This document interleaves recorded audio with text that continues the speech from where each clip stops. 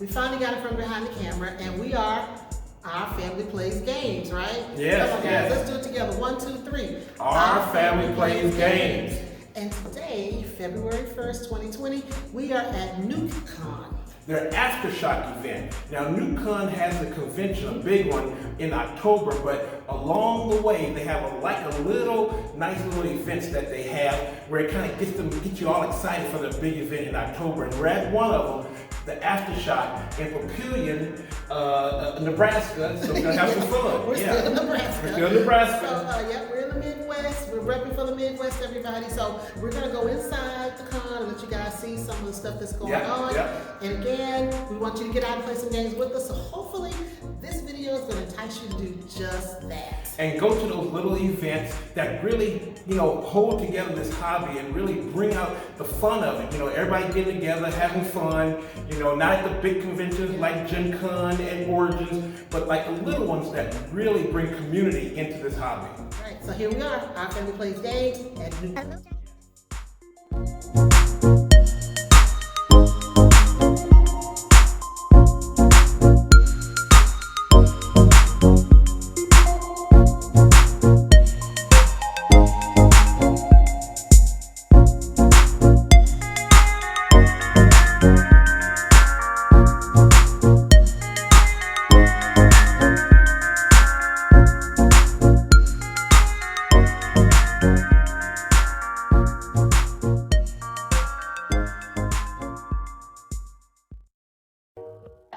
Starla again, Our Family Plays Games, and this time I'm sitting down with Stephen Taylor. Hello.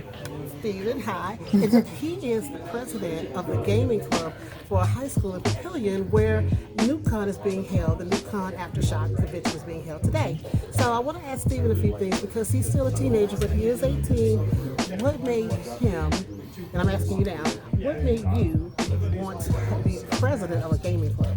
The reason why I wanted to be the president of gaming clubs so much is the fact that it's a very close-knit community, and being the face of something that you have been so passionate for over so many years beforehand, like ever since you were in elementary, really has been an honor to be able to say, hey, I really like supporting this community because I want to make sure that it's fun for everybody, because they like keeping a good sportsmanship, making sure it's family friendly. There's going to be the occasional game where it should stay out of schools, but the moral of the club is to support that leadership, or not leadership, but good sportsmanship rather than making outbursts of anger and stuff like that, because we really love to play with each other in the club. And ever since in elementary, when I was a part of the chess and checkers club and the puzzles club, I have slowly started gaining I would say now it's more of an addiction, but video games. And going into my freshman year in high school. Did you say video games? Yes, video games. Okay. We don't use that word on this. Okay, gaming. Okay. Board games. But board games, video games, it's practically the same thing. Book and movie. But but ever since I moved into high school, I heard about gaming clubs. So I started attending, and I just saw, hey, this is the president, this is vice president, we have the treasurer. I'm like, that's interesting. I might try and run for this in my sophomore year. So I start running, and I was so close to becoming the secretary for the club. So I'm like, you know what, maybe next year. Next year, I'm like, you know what, I want to hold back on this one, see things around, and then next year I'm like, you know what, I'm running for elections, I'm going up there prideful, trying my best.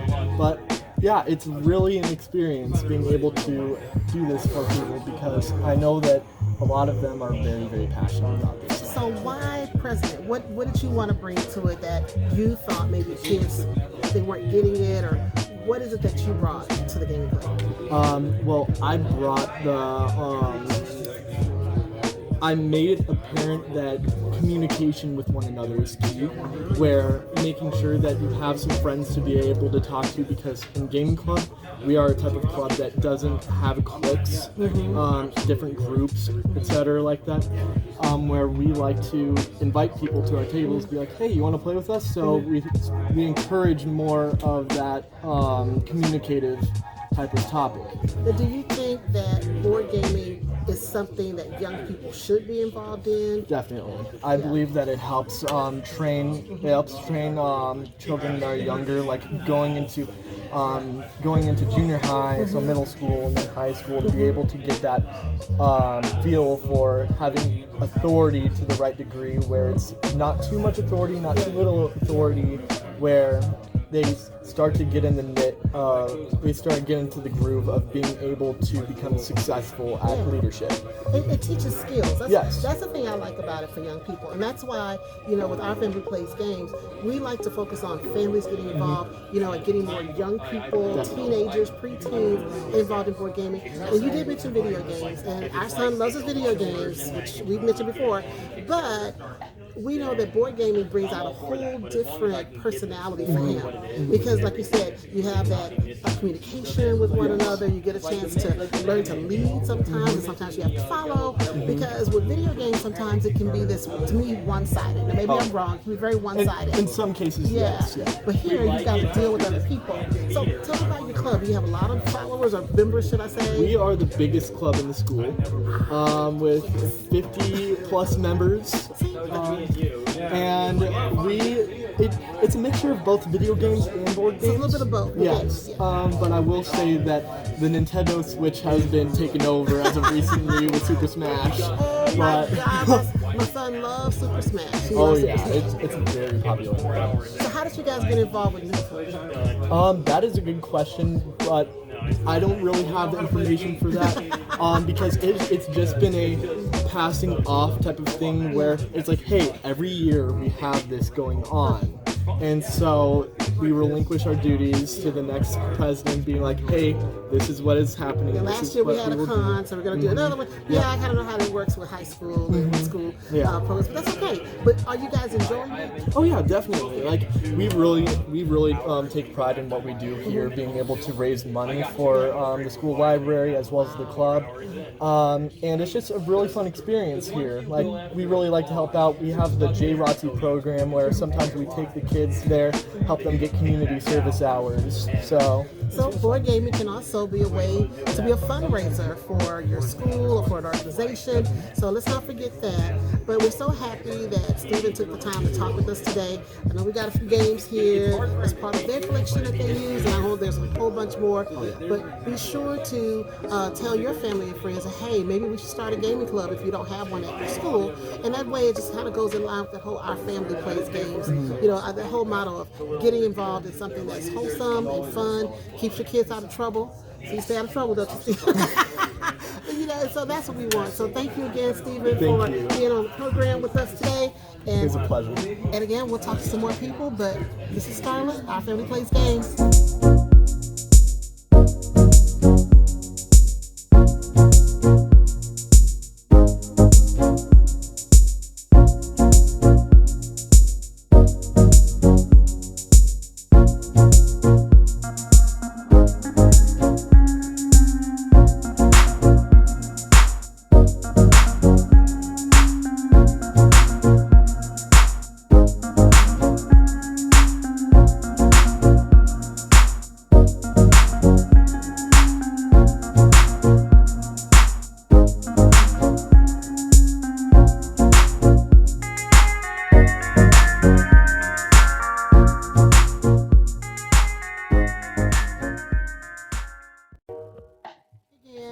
With Nora Jane McIntyre of Nuke-Con.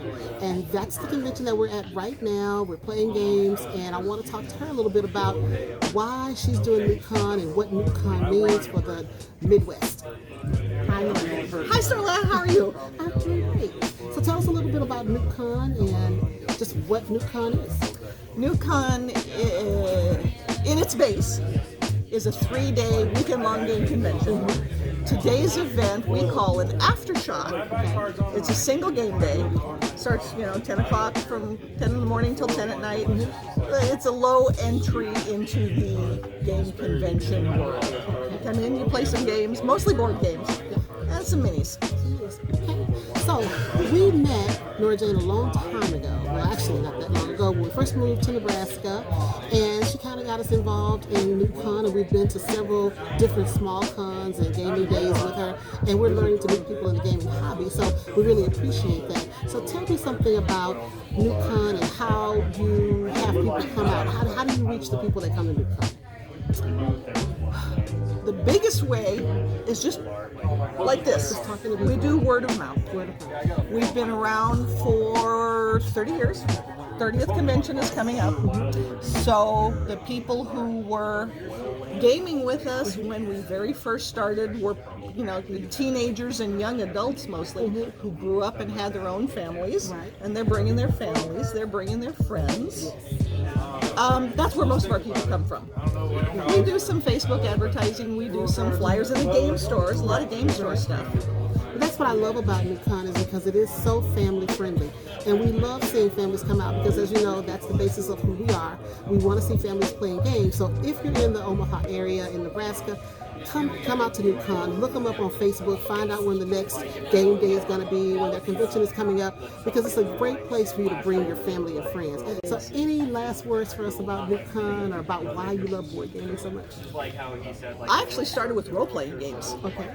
And over the years, as our family has grown and the kids have moved away, we kind of transitioned to board games. It's a little bit lower investment, psychic investment really in the game. With a board game, you sit down, you play the game, and then you walk away.